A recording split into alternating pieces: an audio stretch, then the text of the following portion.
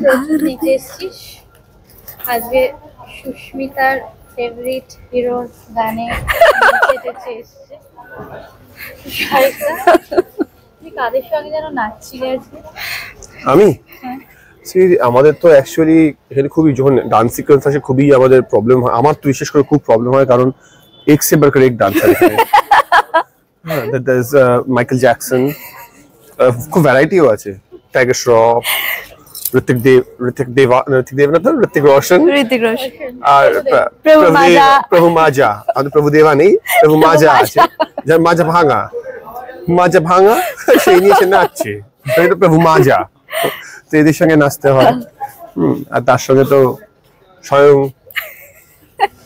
ডান্সের কুইন এখানে রয়েছে গীতা মা। আজকে আমি কোনো গন্ডগোল করিনি। আজকে গন্ডগোল ইজি। নাচটার পরেই ওষুধ খাওয়ালে কেন সেটা আমাকে বল।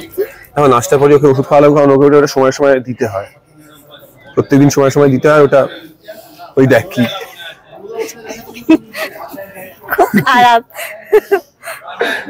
আমার ইন্টারভিউটা নেওয়ার আগে সরি বলা ছিল কারণ শাহেদ তার ছোট জন্মদিনে তাই সুস্মিতার জন্য। হ্যাঁ, আমাকে খুব ভালো একটা ক্যান্ডেল দিয়েছে, সেটা আমি আর বের করতে তোমাদের দেখাবো না। তাই দেখি শাহেদ দা বলেছি, বাহ, শাহেদ দা বলেছি, শাহেদ দা নিয়ে না হয়ে গেল তো নিজের মতো।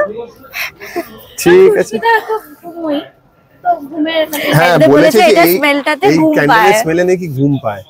ও তো এমনি যখন তখন ঘুমায়। ও ক্যান্ডেলের স্মেল ঘুমালো কি সারাদিন ঘুমাচ্ছে হয়তো, তারপর দেখা গেল শুটিং করতে পারছি না। তার থেকে এটা আমি নিয়ে যাই। আমি তো ঘুমাই না, আমি তোমার নিশাচর। আমি নিয়ে যাবো। আমি প্যাঁচা না রে, তুই প্যাঁচা। ও তো ঘুমোয়, ও প্যাঁচা কোনো মতেই না। তাহলে এটা ও ঘুমন্ত প্যাঁচা। ঘুমন্ত প্যাঁচা। আমি কি প্যাঁচারা কিউট হয়?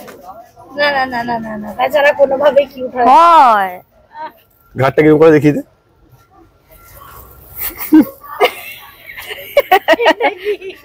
প্যাঁচা ঘাট। আচ্ছা